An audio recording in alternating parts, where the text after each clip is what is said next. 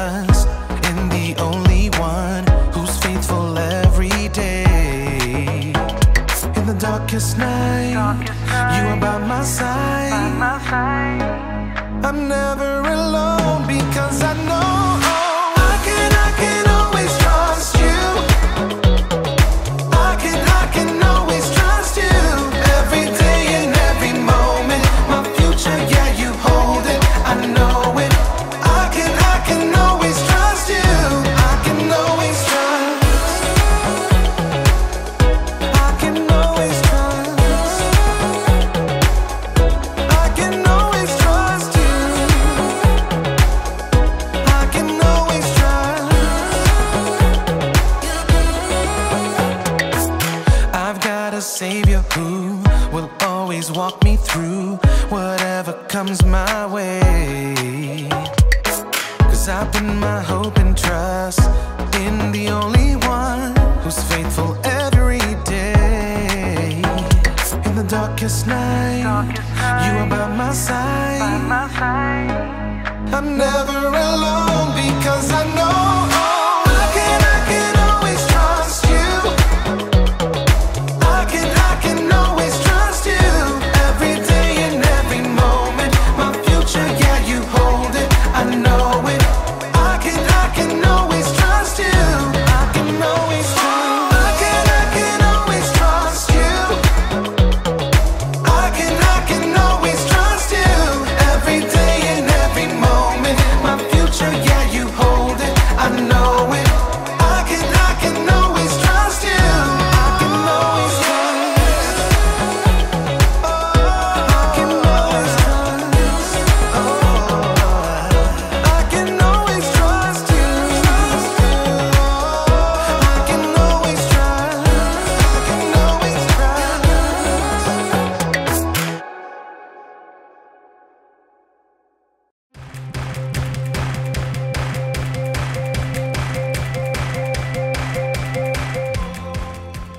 Hey everybody! My name's Erica, and I'm here to talk to you about contentment. Contentment is learning to be okay with what you have. And I mean, whatever you have. Let's take bicycles, for instance. You can be content if you have the best bicycle in the world. Like this one. This is top of the line. You could climb a mountain with this bike. And if you get tired of pedaling, it's got a motor that kicks in that helps you keep moving.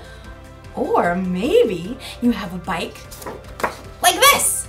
You can be content with an old used bike that's been around the block a few times.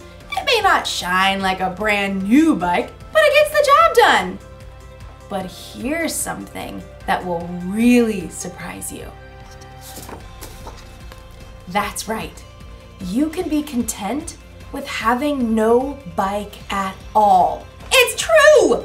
Not everyone in the world has a bike, and lots of those people are quite content without one. In fact, you can be content even if all you have is a box of bike parts. I mean, there's so many uses for a box of bike parts, right? I'm big and you're small. Hey, big guy, are you gearing up for a fight?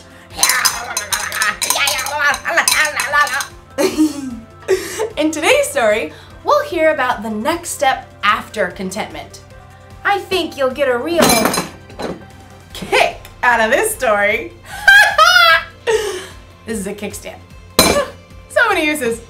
Man, all right, I'll see you next time. The Bible. It's 66 books of history, stories, letters, and poetry that fit together to form God's one big story. The epic adventure of how He created us and loves us so much that He made a way to rescue us. As we travel through the Bible, from Genesis to Revelation, we discover people who met God and found their lives changed forever.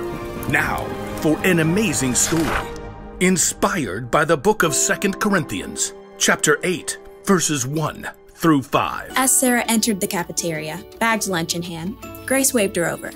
Hey, Sarah. We figured out the service project thing. Sarah slid into the seat beside Grace, across from Cassie and Rochelle.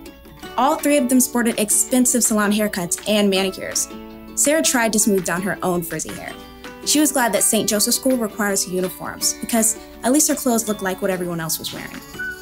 Oh, right. The project for social studies? Miss Moss had required that individual groups find a service project to do during the holiday season. I looked through Miss Moss's list. This one's perfect. Grace showed her tablet screen to Sarah. Helping a refugee family? That's a great idea. Yeah, we can just buy them stuff from this list and send it to their new home. Where is the... Sarah looked at the table again, trying to decipher the name on the page. Where is the KMB family living? Somewhere over on the east side, like Grove or some place with those rundown houses. Sarah swallowed hard. She lived on the east side when she'd moved in with her grandma. It was only because of a scholarship that she was able to attend St. Joseph's School. It says here the family needs 3 sets of sheets. Oh, I know! You've seen those ads for tufted owl sheets? They're supposed to be the best. Sarah's eyes widened. Aren't those sheets like $200? That's cool. My dad will give me the money. They need dishes. I'll order a full set from Macy's. My mom has a platinum card there. I'll get them a TV. Perfect way to learn English, right? Enter a credit card number and boom, service project done. The girls turned to Sarah, who avoided their eyes by staring at the list of needs on the tablet. Hey Sarah, what are you gonna send? They need winter coats. I saw these awesome tailored down jackets on sale for like $125. I don't know. I'll text you all later. That evening at dinner, Sarah barely touched her spaghetti. Grandma peered across the table, her eyes bright under her wiry white hair. Now, what's wrong, Sarah? Oh, it's this service project I have to do for school. We're supposed to help this refugee family that's moving into a house over on the Grove. The Kayembes. That sounds like a lovely idea. Yeah, but everyone else is ordering stuff for them. Expensive sheets and TVs and things. The only money I have right now is for bus fare. What am I gonna give? You don't have to have a lot to give a lot. You didn't answer my question. Grandma smiled and reached for the worn Bible that always sat on the kitchen table. No, but St. Paul will. Sarah knew that once Grandma got a scripture passage stuck in her mind, there was no stopping her from reading it. Okay, fine. I'm listening. Let's see. It's right here in 2nd Corinthians. Paul was writing to a group of churches. We want you to know about the grace that God has given to the churches in Macedonia. They have suffered a great deal, but in their suffering, their joy was more than full. Even though they were very poor, they gave very freely. In fact, they gave even more than they could. Completely on their own, they begged us for the chance to share in serving the Lord's people in that way. But that's still talking about money. The churches gave money. Listen with your heart. They gave from what they had, and they did it with joy. Well, what I have is not money. But you've got other things. Okay, I'm good at baking. I know how to use the bus and get around. I have time, I guess. Grandma beamed and her face crinkled. All good things. Reluctantly, Sarah smiled back. Okay, I'll make a list. Next morning, Sarah's friends crowded around her locker. Hey, have you decided what you're gonna buy? Well, I thought maybe the Kayembe family needs more than just stuff. Like how? Maybe they need help. You know, like finding the library, figuring out the bus system. Yeah, I don't know anything about that. But I do. And I Googled and found a number for their caseworker. And she said we could help the Kayembes decorate their new home for Christmas. Oh, that's a really cool idea. I found this awesome video that shows how to make Christmas ornaments from salt dough that you shape and bake and paint. You all could come to my place and help. Sure, that'd be great. I mean, it's a tiny apartment kitchen and all. You tell us what to do, we'll do it. Sarah breathed a sigh of relief. Maybe she couldn't send $200 sheets, but she could use her time and creativity, and even her grandma's tiny kitchen, to help welcome a new family to her neighborhood.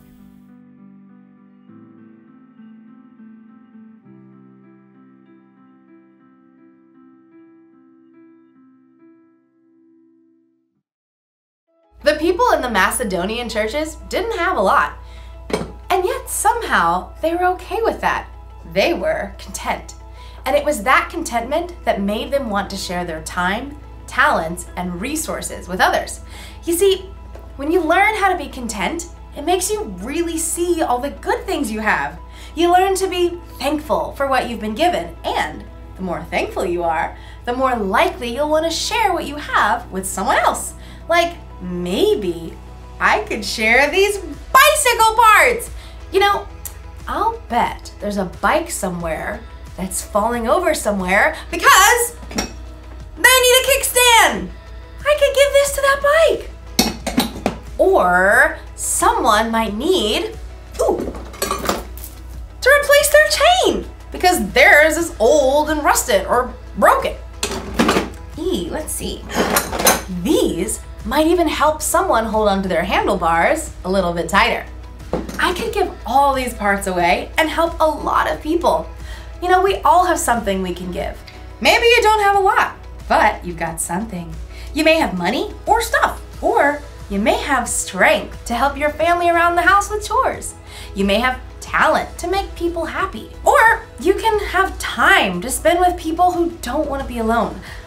Honestly, you'll truly start to see what you have to give when you learn how to be content. The Apostle Paul wrote that he learned to be content through the power of Christ, who gave him strength. When you put your trust in Jesus, he can give you that strength too.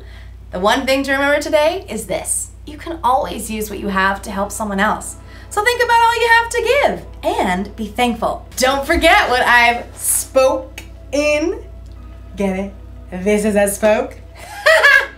See you around, because it's a wheel. Bye!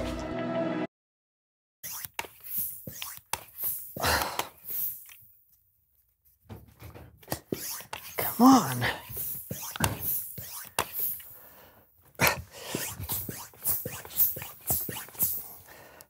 Why is this not working? What's not working?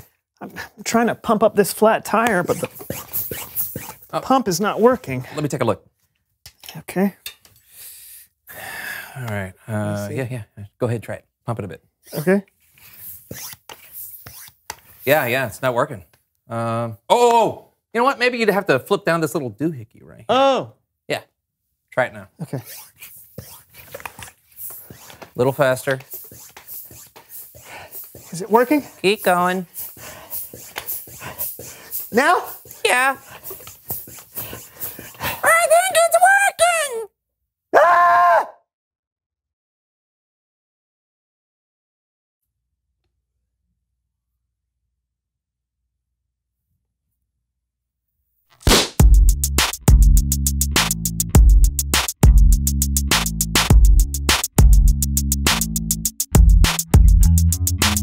Hey! Hello to each and everyone from far and wide. From high and low. I'm Brandon. I'm John, and this is the So-and-So Show. That rhymes. Yeah, we are so happy to welcome you into John's basement studio. Yes, come see my basement where I fold my laundry. Ah, it's folded. Find popcorn in the oddest places. Mmm. Chewy. Find a place to cry alone after watching a sad movie. Why? Why'd you have to let the sadness overtake you, Artex? Why? Or sometimes cry with your friends. Why didn't you fight it, Artex? The story is never ending. Why won't the story end?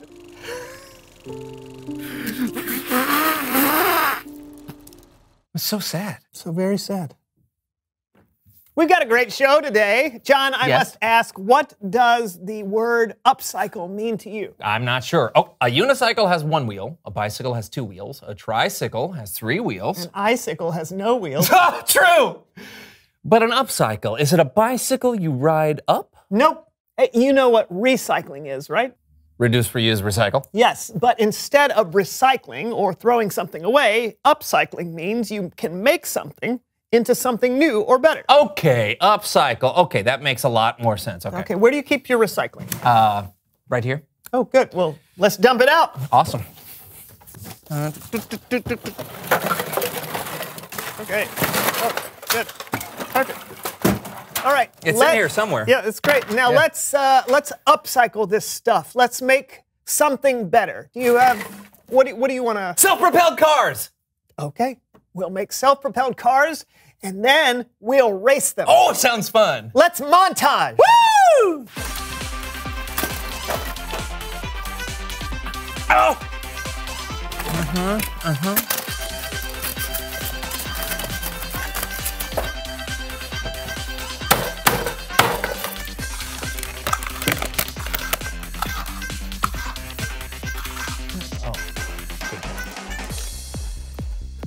Pretty good, right? Yeah. Oh, yeah. Oh, mine's got a mousetrap. Ooh, dangerous. Hey, Yeah. don't try this at home without supervision, kids. Exactly. You ready to race? Sure. See you on the track. What? Oh. Gentlemen, start your engines. I am so confused. On your mark. Get set. Go! Whoa!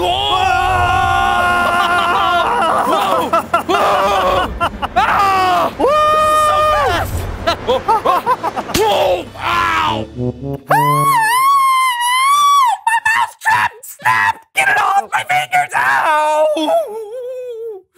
Ow! Looks like I won. Upcycling is fun. Yeah, fun. It's Bible story time with Kellen.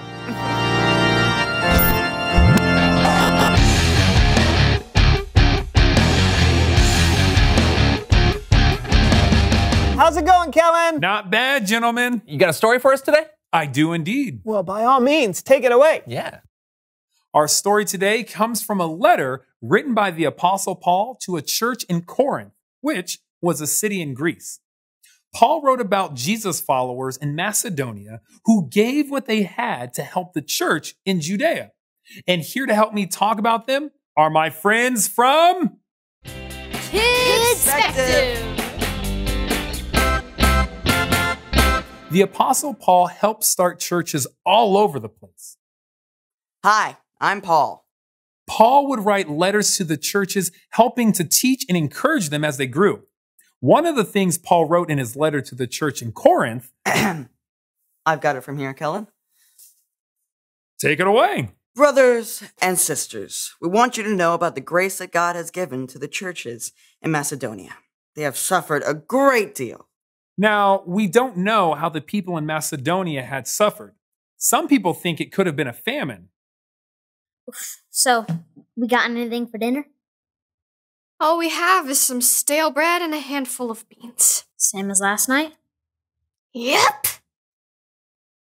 It may also be that the Macedonians were being treated badly because they followed Jesus. Fee, fi, fo, fum. Is that a Macedonian Christian? It's them again. Yeah, no, we can be strong. We can be strong. We have an amazing God who loves us. It's just gonna get harder for you. We'll take everything you have. Yeah. We'll punish you for praying and worshiping your God. The fact is, we don't know exactly what was going on with the Macedonian church or why they were suffering. But we do know this. Paul? But in their suffering, their joy was more than full. Even though they were very poor, they gave very freely. Completely on their own, they begged us for the chance to share in serving the Lord's people in that way. They did more than we expected. They were poor and they were suffering, but somehow they had joy. And even though they didn't have much to give, somehow they gave freely. Did you hear? The church in Judea needs our help. Oh, yeah? Yeah. We gotta do something, but we don't really have much to give. Yeah. Oh, do you still have that can of nickels under your bed? I do, yes. And what about you? Do you still have that ultra rare Beanie Boo you won at the carnival? I mean, it's gotta be worth something. Yes, right. Paul? Are these worth something? What is it? Yeah, this will help a lot. Can you afford it? Yeah, our God has already given us so much. We just want to give back. Thank you. Thank you. Not bad. Definitely didn't have nickels or beanie boos back then, but I think you get the idea. Even though the Macedonians didn't have much, they were content with what God had given them. So content that they were willing to share what they'd been given. Now, what does that mean for us? Not all of us have a lot of money we can give, but there are other things you can give to others. I'm pretty good at piano, and sometimes my little brother has a tough time learning, so I could help him practice. There's a kid in my class at school that my friends were making fun of. I can tell them that they should stop. Sometimes my granddad likes to tell me stories, and even though they're stories I've heard before, I can still take the time to listen. We all have something to give. We may have money or stuff. We may have talent or time or strength. But like the Jesus followers in Macedonia, we should look for ways to share what God has given us. Thanks for helping tell the story, everyone. Amazing. Okay, anytime. Later, Kellen. Of course, see you later. See you later. Wow, so good. Yeah, didn't the kids do a great job? Yeah, and that was a great story too, Kellen. Absolutely. You know, it's crazy that even though they didn't have a lot, they gave. Mm-hmm. Yeah, it's funny. A lot of times, those with the least amount of money or stuff can be the most content. Maybe when you don't have a lot of stuff, you can more easily focus on the things that really matter. I never thought about that. Yeah. But it's important to remember that no matter how much you have, you always have something to give. No doubt. We'll see you next time. Yeah, thanks, Kellen. See you, fellas. You know what? I got it. It's like upcycling. What is? Well, when we take what we have and we share it with others, it's making things better. Upcycling. Hey, good point. Yeah, it happens occasionally. Reveal the question. How can you use what you have to help others? Yeah, you've already heard some ideas from K-2nd, but why don't you think up some others? And remember, it doesn't have to involve money. No, it can be time. Or your talents. Your creativity. Or your courage. Wait, we're giving them too many ideas. Oh, right. You answer the question. How can you use what you have to help others? And we'll see you next time on the So-and-So Show. See ya. Laundry. Why doesn't it work when I do it? Yeah.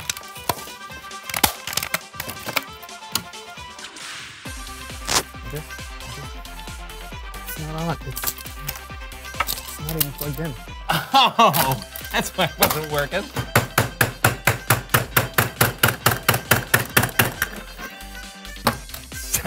I just needed it dulled.